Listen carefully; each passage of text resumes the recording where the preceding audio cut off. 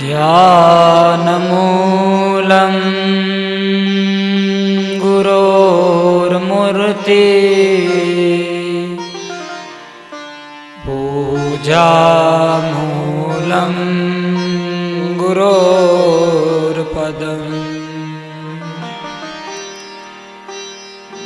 मन्त्रमूलं गुरोर्वाक्यम्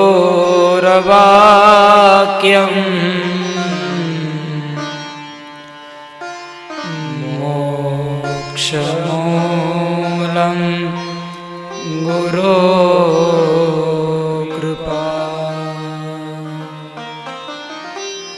सद्गुरुदेव की जय। सनातन धर्म की जय।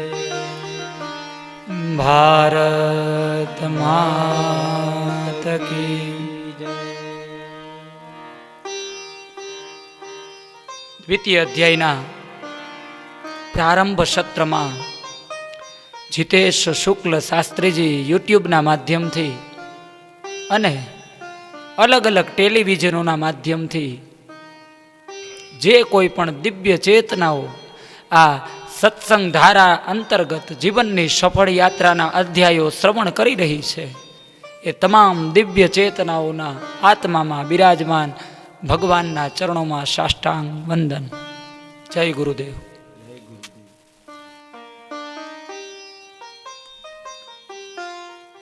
પડછાયાનું અસ્તિત્વ છોડ, તું ખુદની શોધ કર.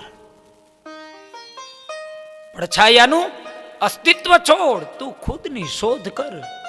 તું કુંડાનું વૃક્ષ નથી, તું જમીન સર કર. તું કુંડાનું વૃક્ષ નથી. પ્રથમ અધ્યાયમાં વાત કરી 5 પ્રકારે વ્યક્તિઓની ઓળખાણ થાય, પણ આપણે તો એ અસ્તિત્વને જાણવાની વાત તો દૂર રહી, આપણે તો હજી આપણે કોણ છીએ એ જ સમજી શક્યા નથી. પંથા પંથીમાં મતિ મૂંઝાણી, મુરદાસ બાપુ લખે સાહેબ 3-4 અધ્યાયમાં એની વાત કરશું. રામમઢીનો એક ગુરુમુખ વાણીનો સંત છે અને ગુરુ પરંપરામાંથી આવતો, અને એની કલમ એટલે પરા પ્રકૃતિ છે એની બુદ્ધિમાં સ્થિર થઈ હશે અને પછી એને લખાવતી હશે. આ બધામાંથી જ્યારે આપણે દૂર જાય ત્યારે સત્ય શું છે એ આપણે સમજાય. તો અહીંયા તો વાત છે પોતાના તેજને જાણવાની. તો એ અસ્તિત્વ સુધી આપણે પહોંચ્યા જ નથી, કારણ કે આપણે પહેરવું શું, આપણે ભોજન શું કરવું, આપણે બોલવું શું, આપણે કેવી રીતે રહેવું, આપણે કેવી રીતે વ્યવહાર કરવો, એ તો દુનિયા શીખવાડે જેમ જ આપણે કરીએ. અને એ પણ કારણ વિગાની. બાપા જેમ કે ને એમ દીકરો ના કરે. પણ કોઈ કલાકાર ખાલી એવું નાટકની અંદર પાત્ર ભજવે ને તો દીકરો એવું કરે. ક્યાંક અંશે ફરી એકવાર સચેત કરું છું કે જેટલા પણ દૂષણો છે એ દૂષણો ક્યાંક આપણી અંદર સ્થાપિત કરવામાં તો નથી આવ્યા ને. જરા જોજો સાહેબ, જોવાની બહુ જરૂર છે.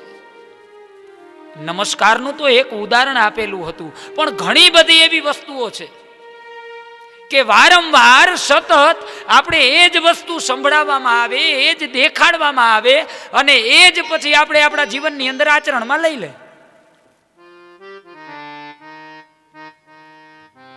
અને પાછા આપણે કંઈક પ્રશ્ન થાય તો આપણે પૂછીએ કોને? ગૂગલ ગુરુ. તો ગૂગલ પણ એના દ્વારા જ કદાચ નિર્માણ કરેલું કહી શકાય. એને જે તમને દેખાડવું છે, જે સમજાવવું છે, એ જ એની અંદર સ્ટોર કરેલું છે. એટલે ક્યાંક આપણા સંસ્કૃતિના ગ્રંથો ક્યાંય ગુરુચરણની અંદર જાય, કોઈ દિવ્ય ચેતનાઓના સાનિધ્યમાં જઈએ અને એકાદ બે શબ્દો આપણા કાનમાં પડી જાય ને તો આપણા જીવનની યાત્રા સફળ થઈ જાય. બાકી એ લોકોને આપણી સાથે કોઈ લેવા દેવા નથી. કદાચ આપણે સફળતા પ્રાપ્ત કરીએ તો પણ ભલે અને ના કરીએ તો પણ ભલે, એનાથી તકલીફ આપણે જ છે. અને બીજા અધ્યાયના માધ્યમથી એક ખાસ વાત એ પણ કહું કે શ્રીમદ ભગવદ્ ગીતા હોય મહાભારત હોય અથવા તો શ્રીમદ ભાગવતજી હોય, એની આપણે સમજણ ના પડે ને તો કાંઈ નહીં, પણ એના માધ્યમથી જે નવા લોકો દ્વારા ઉત્પન્ન થયેલા જોક્સ હોય અથવા તો હાસ્ય વિનોદ હોય અથવા તો વ્યંગ્યાર્થની વાતો હોય, એને ખાલી ફોરવર્ડ ન કરીએ ને એટલે સંસ્કૃતિનો બચાવ છે. એને ખાલી ફોરવર્ડ કરવામાં ન આવે. સાહેબ, આપણો આ સમગ્ર બ્રહ્માંડને નીતિ કેમ કરવી, સમગ્ર પૃથ્વીને રાજધર્મ કેમ નિભાવવો, એ કૃષ્ણ શીખવાડે. અને આપણે એ જ કૃષ્ણની સાહેબ વોટ્સએપમાં મજાક કરી. એ ગીતા કદાચ તમને ખબર નહીં હોય, કારણ કે તમે એનો સ્પર્શ જ નથી કર્યો સાહેબ, તમારા સુધી એ પહોંચાડવામાં નથી આવી. બાકી એક ગીતા અને 700 શ્લોક, દુનિયાનો કોઈ એવો પ્રશ્ન ન હોય કે ખોલો ને એની અંદરથી સમાધાન ન નીકળે સાહેબ. પણ આપણે ત્યાં સુધી પહોંચ્યા નથી અથવા તો ક્યાંક અંશે પહોંચાડવામાં નથી આવ્યા. અને હજી પણ આધુનિકતાનું એટલું બધું આક્રમણ આપણા ઉપર સ્થાપિત ન થઈ જાય એના માટે સચેત રહેજો. બાકી 10-20 વર્ષ પછી રામ માત્ર ચોપડીમાં મળશે સાહેબ. 10 વર્ષ પહેલા આપણે ઉપમા આપતા હતા કે મારો દીકરો રામ જેવો લાગે, મારો દીકરો કૃષ્ણ જેવો લાગે, અને અત્યારના એ રમાશંકર, રામશંકર, શિવશંકર એ બધા નામો નીકળી ગયા, લુપ્ત થઈ ગયા. નર્મદા શંકર નામ હતા અને હવે નામ કેવા આવ્યા તમને ખબર જ છે, મારે કોઈ વર્ણન કરવાની જરૂર નથી. એનો પણ મહિમા છે આપણી સંસ્કૃતિમાં, નામકરણ મહિમા સાહેબ. ષષ્ઠી દેવીની પૂજા થાય, ગુરુની પાસે જવામાં આવે, એ રાશિ જોવે, એ નામ આપે અને પછી એ નામ પાડવામાં આવતા. ઓડી ચોડી પીપળ પાન, ફૈબાએ પાડ્યું ફલાણું નામ, પણ એનાથી નામ પાડવામાં આવતા અને એ નામનો બહુ મહિમા હતો. અત્યારના કેવા નામ છે સાહેબ, એ બાળક ખાલી 2-4 વર્ષનો કે 5 વર્ષનો હોય ને ત્યાં સુધી સારા લાગે. કેવા નામ છે. એ પછી 20 વર્ષનો થાય ને પછી પત્રિકામાં નામ લખતાય શરમ આવે. એટલું નહીં, એ જ્યારે દાદા બને ત્યારે તો કેવામાં શરમ આવે. પછી એ નામ સુધાર કરવા માટે 1,00,000-2 લાખ રૂપિયાનો ખર્ચો કરવાનો, પ્રેસમાં એડવર્ટાઈઝ આપવાની, બધા પ્રમાણપત્રો સુધારીને કહેવાનું કે હવે આજથી મારું નામ આ નથી, હવે મારું નામ આ છે. એટલે એવા નામ પાડજો કે 50 વર્ષ પછી તમારા દીકરાને સુધારવા માટે ખર્ચો ન થાય. અને નામનો બહુ મહિમા છે. નામ છે એ મૂળમાં અક્ષર છે, શબ્દ છે, અને શબ્દોના ખૂબ જ મહિમા છે. એ શબ્દોની અંદર તો કે અક્ષરાણામ અકારોસ્મી, શ્રીમદ ભગવદ્ ગીતા અને વિભૂતિ યોગ. મારે ઓમકારનું મહત્વ સમજાવવું છે. સનાતન સંસ્કૃતિની અંદર, સનાતન ધર્મની અંદર ઓમ છે એ આપણું પ્રતીક છે. ઓમ ક્યાંય દેખાય એટલે આપણે એમ સમજીએ કે આ સનાતન ધર્મમાંથી આવતો હશે. પણ એ ક્યારે ઓમકારનો અર્થ જાણવાનો પ્રયાસ કર્યો છે? ક્યારે એ ઓમકાર શું કહેવા માંગે છે એનો મહિમા આપણે જાણ્યો છે? આપણે એનાથી અજાણ છીએ. ઓમકાર બિંદુ સંયુક્તમ નિત્યમ ધ્યાયન્તિ યોગિના કામદં મોક્ષદં ચૈવ ઓમકારાય નમો નમઃ. અકાર, ઉકાર, મકાર અને અર્ધમાત્ર, 4 વસ્તુ છે આમાં. નિત્યમ ધ્યાયન્તિ યોગિનઃ, યોગીઓ જેનું ધ્યાન કરે છે. કામદમ મોક્ષદમ ચૈવ, જે તમારી તમામ કામનાઓની પૂર્તિ કરવા વાળું છે અને અંતે મોક્ષ આપનારું છે. ઓમકારાય નમો નમઃ. ભગવાન શિવ પણ જેની ઉપાસના કરે છે એવા ઓમકારને સંસ્કૃતિએ વંદન કર્યા છે. અને મોક્ષની વાત આવી એટલે ઘણી વખત આપણી સંસ્કૃતિને આપણે મજાકમાં સમજીએ છીએ. એવું કહીએ છીએ કે ક્યાંક પુનર્જન્મ હોતો નથી, ક્યાંક બીજો જન્મ પણ મળતો નથી. હવે આ જન્મ મળ્યો છે ને, હવે ક્યાં કોઈ ઉપર જોવા ગયું છે. પણ એક વાત આપને સચેત વાત નીકળી છે એટલે કરું. આના માટે આખો અધ્યાય મેં રાખ્યો છે. હું વાત કરીશ, પણ વાત નીકળી છે એટલે એને સ્પર્શ કરીને આગળ જઈએ. શુક્લ યજુર્વેદના 40મા અધ્યાયમાં 15મો મંત્ર છે, એ પુનર્જન્મની વાત કરે છે. વાયુ રનીલમ મમૃત મથેદમ ભસ્માતઘ્ઘુ શરીરમ ઓમ સ્મર ક્લીમ સ્મર કૃત સ્મર. એ વર્ણવે છે કે જ્યારે વ્યક્તિનો જન્મ થાય અને વ્યક્તિનું મૃત્યુ થાય, એ મૃત્યુ સમયે વ્યક્તિ છે એ પંચ તત્વમાં લીન થવાની તૈયારી હોય, એ પેલા એને ઓમકારનો ઉચ્ચાર કરવો.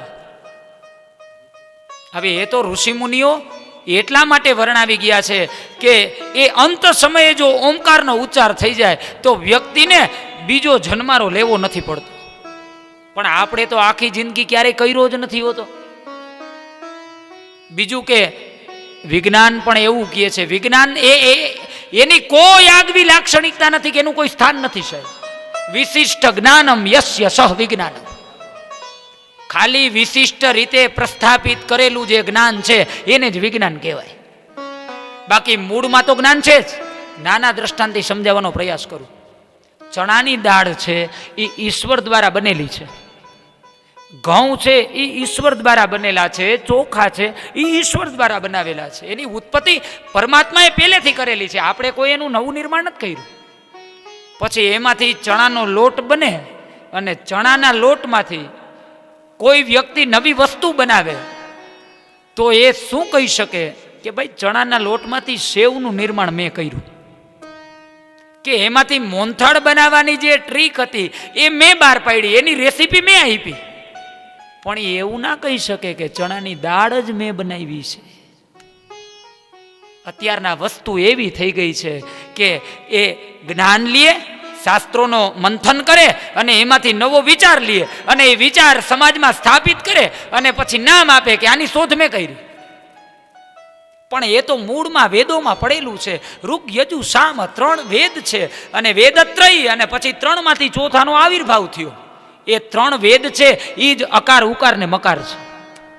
સત્વ રજ અને તમ 3 ગુણ છે એ જ ઓમકાર છે. ઇલેક્ટ્રોન, ન્યુટ્રોન અને પ્રોટોન એ જે પરમાણુઓ છે એ પણ ઓમકાર જ છે, અકાર ઉકાર ને મકાર. એમની અંદર 3 ધ્વનિઓ છે. સૃષ્ટિ, સ્થિતિ અને લય. એટલે ઉત્પન્ન થવું, સ્થિર થવું અને પાછું લય થવું. આનું નામ જ ઓમકાર છે. અકાર છે એ વૈશ્વાનર છે સાહેબ, લૌકિક કામનાઓની પૂર્તિ કરાવનારો છે. ઉકાર છે એ તેજમાં વિલીન કરાવવા માટેનો ભાવ છે. અને મકાર છે એ સમસ્તની વૈભવની પ્રાપ્તિ કરાવનારો વર્ગ છે, અક્ષર છે. અને એમની અંદર ચતુર્થ માત્રા છે એ અખંડ છે, અવ્યવહાર્ય છે, એ સ્થાપન કરવા માટે છે. અને વેદોએ પણ ઓમકારની ઉપાસના શ્રેષ્ઠ બતાવી છે. સર્વે વેદા યત પદમાનંતી તપાઘુષી સર્વાણી ચ યદ વદંતી. યોગીઓ છે એ પણ ઓમકારની ઉપાસના કરે, વેદો છે એ પણ ઓમકારની ઉપાસના કરે. તમામ સંપ્રદાયોમાં પણ ઓમકારનું મહત્વ છે. કોઈ પણ સંપ્રદાયનો મંત્ર હોય એ ઓમકારથી જ ચાલુ થાય. બીજું કે ઓમકાર પરમ તત્વ છે એ એક મંત્રથી આપણે જોઈએ કે પંચાક્ષર મંત્ર કહેવાય, ઓમ નમઃ શિવાય. પણ ગણતરી કરીએ તો 6 થાય. નમઃ શિવાય એ 5 અક્ષર છે પણ એની ગણતરી કરીએ તો 6 થાય. તો એ ઓમકાર છે એ શબ્દની ગણતરીમાં નથી આવતો. 4 માત્રાઓ છે એ ઈશ્વરના વાચક શબ્દો છે અને 4 વર્ણો 4 પદના સૂચક છે. કદાચ એકાદ બે વસ્તુ ન સમજાય તો પાછી સમજવાનો પ્રયાસ કરજો. પણ આપણે કોઈ એમ પૂછે કે તું સનાતની છો અને ઓમકારનો અર્થ શું છે, તો આપણે એમ કહીએ કે હવે એવું આપણે બહુ જ્ઞાન નથી, પણ આપણે બીજાની ત્રીજી ચોથી પેઢી સુધી જાણતા હોય. આપણે અમેરિકામાં ઇઝરાયલમાં જે ચાલતું હોય એની આપણે બધી ખબર હોય, એના ધર્મો વિશે ખબર હોય, એની સંસ્કૃતિ વિશે ખબર હોય. પણ જ્યારે આપણે આપણી સંસ્કૃતિ વિશે કોઈ પ્રશ્ન કરે ત્યારે આપણે એમ કહીએ કે આપણે એ બધી ખબર નથી. છે એ ઉષ્મા ભાગ વિકાસનું દર્શન કરાવે. બોલો એટલે શરીરની અંદરથી ઉષ્મા નીકળે. મકાર છે એ શેષ સંકોચનો ભાગ છે, ઉકાર અને મકાર. એટલે ઓમ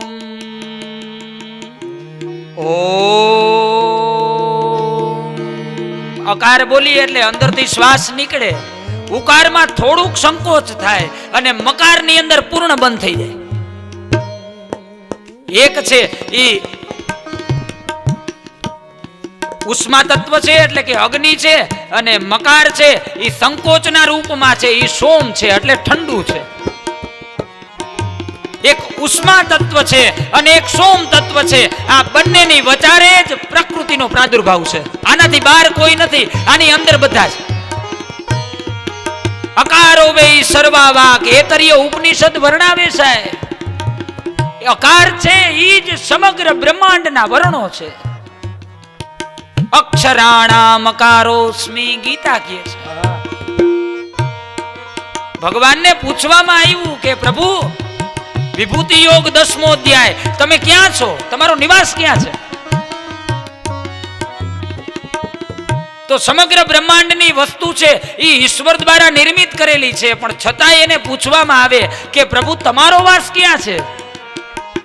તો એ વર્ણાવે અસ્વસ્થ સર્વ વૃક્ષાણામ, પીપળાની અંદર હું છું. શું કામ છું? તો કે બધા વૃક્ષો કરતા પીપળો છે અલગ ગુણ ધર્મ આપે છે. અક્ષરાણામ અકારોસ્મિ, તમામ વર્ણોની અંદર અકાર છે એ હું છું. અવર્ણ છે એ અસંગ અવ્યય પુરુષ છે. ઉવર્ણ છે એ અક્ષર પુરુષ છે. મ વર્ણ છે એ ક્ષર પુરુષ છે. સમગ્ર વેદોનો સાર છે એ ઓમકાર છે. પૂર્ણમદઃ પૂર્ણમિદં પૂર્ણાત પૂર્ણમુદચ્યતે પૂર્ણસ્ય પૂર્ણમાદાય પૂર્ણમેવાવશિષ્યતે. સમગ્ર બ્રહ્માંડનો કોઈ સાર હોય તો એ ઓમકાર છે. અકાર, ઉકાર, મકાર અને અર્ધમાત્ર. અને આનાથી સમગ્ર બ્રહ્માંડની ઉત્પત્તિ થઈ છે. અકારો વે સર્વા વાક, દરેક શબ્દો છે એ અપૂર્ણ છે, પૂર્ણ નથી સાહેબ. એ અપૂર્ણ શબ્દો છે એ જીવ છે, અને અકાર છે એ ભગવાન નારાયણ છે. ક હલંત હોય એની સાથે અ લાગે ત્યારે ક થાય. એટલે જીવ છે એ એની સાથે પરમાત્મા જોડાય, પરમાત્માના ચરણોમાં જાય અથવા તો પરમાત્માના ચરણની પ્રાપ્તિ કરે ત્યારે એ પૂર્ણતઃ સમાજની અંદર અથવા તો બ્રહ્માંડમાં અથવા તો પ્રકૃતિમાં ખીલી શકે. ત્યાં સુધી એ વ્યક્તિ છે એ અપૂર્ણ બને છે. અને ઈશ્વર પૂર્ણ છે એટલે જીવ પણ પૂર્ણ છે. પૂર્ણથી ઉત્પન્ન થયેલો છે એટલે એની અંદર પૂર્ણ થવાની ક્ષમતા છે, જો એ પ્રાપ્ત કરી શકે તો.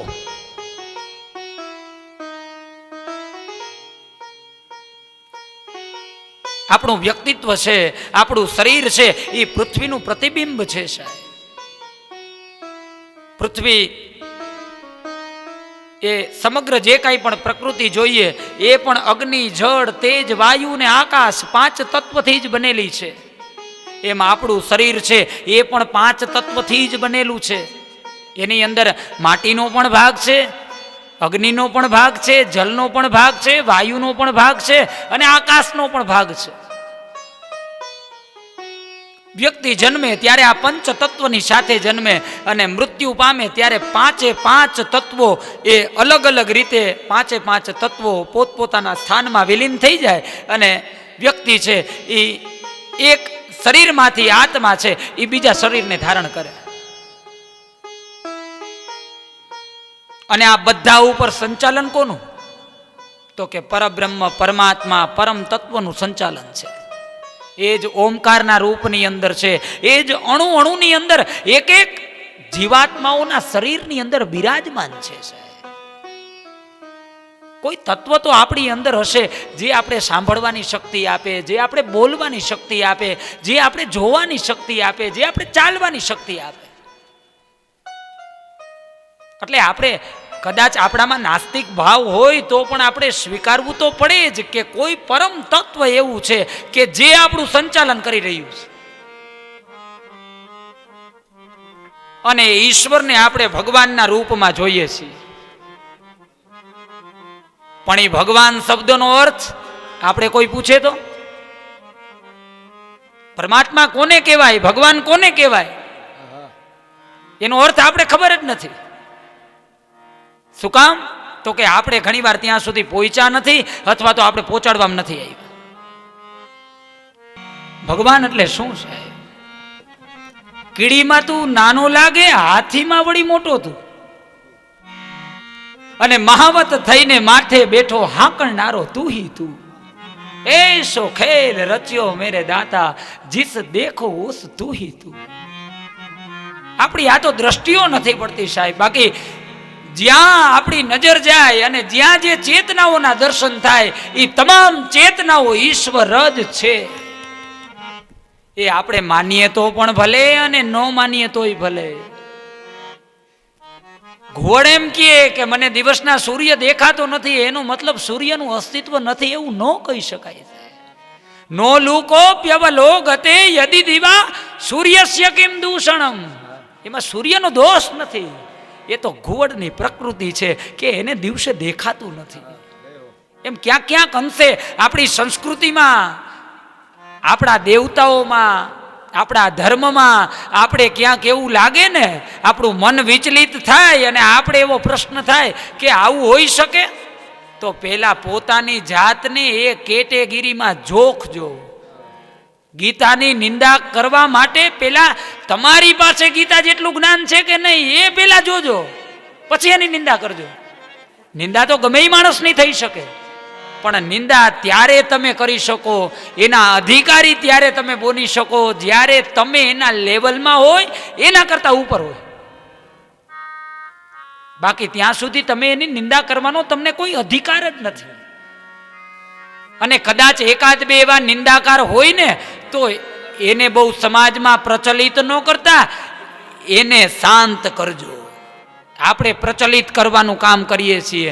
શું કામ? તો કે આપણે તો મૂળ જ ખબર નથી શું છે. માટે ભગવાન એટલે શું? વેદોમાં, ઉપનિષદોમાં, પુરાણોમાં, ગ્રંથોમાં ભરી ભરીને લખ્યું છે. પણ હું શરૂઆત કરાવું કાગ બાપુના શબ્દોથી છે.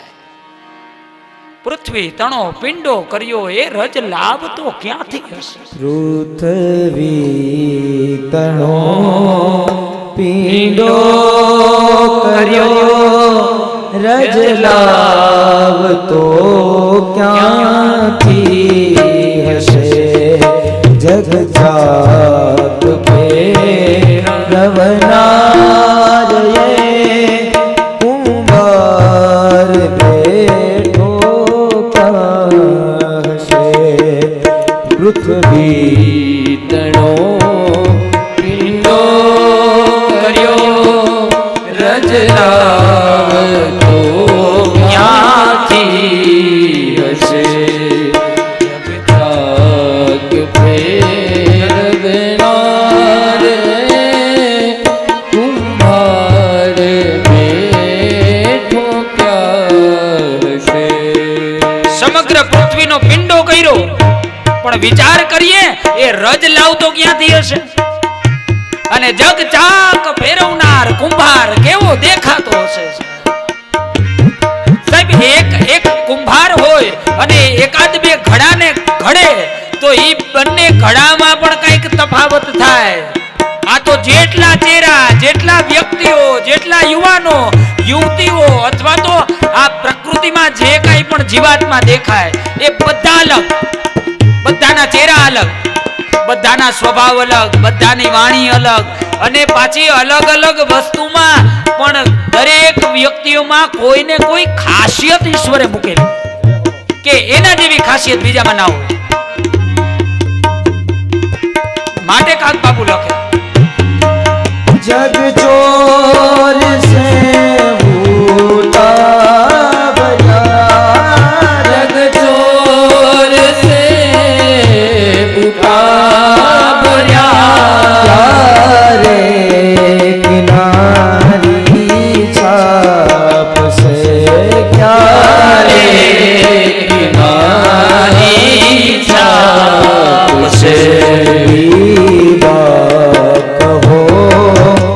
કેટલા હશે વિવાહ કહો કેટલા હશે રંગરેજ બેઠો ક્યાં હશે રંગરેજ બેઠો ક્યાં હશે પૃથ્વી તણો પીડો કર્યો પૃથ્વી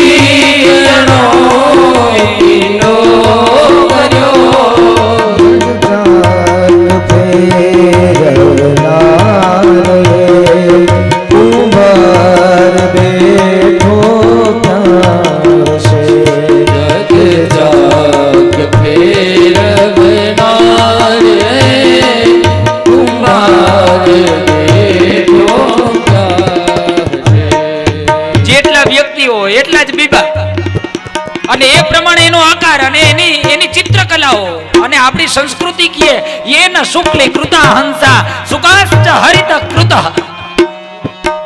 મયુરાસ ચિત્રિતા યેન સતે વૃદ્ધિ વિદાસ્યતિ યેન શુક્લે કૃતા હંસા. અને એ જ કાક બાપુ લખે જેને હંસોને સફેદ બનાવ્યા છે.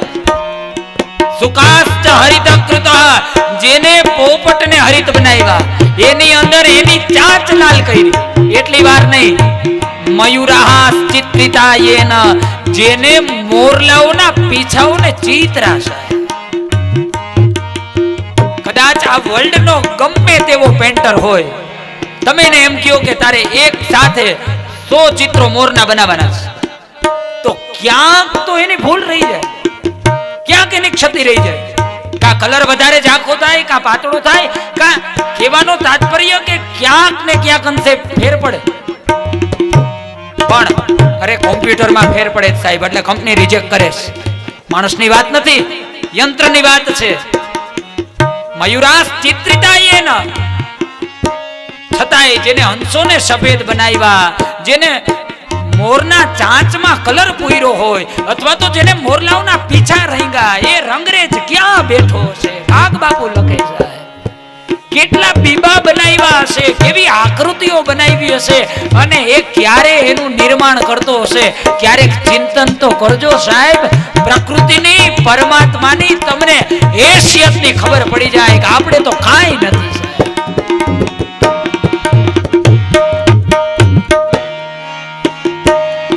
છેતરે નહીં છેતરાયા, છેતરે નહીં છેતરાયા,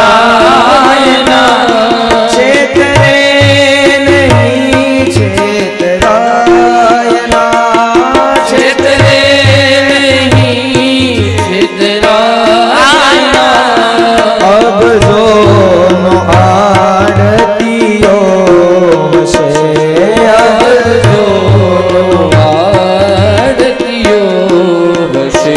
સૌને રોજી રોટી ચૂકવે, સૌને રોજી રોટી ચૂકવે, શેઠિયો કેવો હશે, એ શેઠિયો કેવો હશે. પૃથ્વી ગણો પીડો રજ લાવ તો ક્યાંથી હશે રજ લાવ તો ક્યાંથી છેતરાય પણ નહીં અને છેતરાય પણ નહીં. આ સમગ્ર દેશો એની અંદર ભારત દેશ, એ ભારત દેશની અંદર તો કે ગુજરાત રાજ્ય, એ ગુજરાત રાજ્યની અંદર આપણે જે ગામમાં રહેતા હોય ઈ આપણું નગર, અને ઈ નગરની અંદર આપણો જે એરિયા હોય એ એરિયો, અને એની અંદરથી 5-25 વીઘા જમીન અથવા તો 2-5 કારખાનાઓના આપણે માલિક હોય, 5-25 લોકોને આપણે પગાર ચૂકવતા હોય, અને આપણે આપણી જાતને ભગવાન માનતા થઈ જાય તો એકવાર બુદ્ધિની અંદર આ વિચાર સ્થાપિત કરી અને કાગ બાપુના શબ્દોને ચરિતાર્થ કરજો સાહેબ, કે ઈ સમગ્ર પૃથ્વીને અન્ન અને પાણી આપતો હોય તો ઈ શેઠિયો કેવો હશે સાહેબ, કેવો દિલદાર હશે. અને એ પરમાત્માના ચરણોમાં પ્રાર્થના કરીએ, બીજા અધ્યાયનું પુણ્ય અહીંયા અર્પણ કરીએ. આજ પરમાત્માની વાત લઈ અને પાછા ત્રીજા અધ્યાયમાં ક્રમશઃ મળીશું. સૌ સુગ્ન શ્રોતાજનોના આત્મામાં બિરાજમાન ભગવાન શ્રી હરિના ચરણોમાં પુનઃ એકવાર વંદન. ત્રીજા અધ્યાયમાં પાછી પરમાત્માની વ્યાખ્યાઓ સાથે આપણે સૌ મળીશું. ત્યાં સુધી સર્વને ધન્યવાદ, આભાર. જય ગુરુદેવ.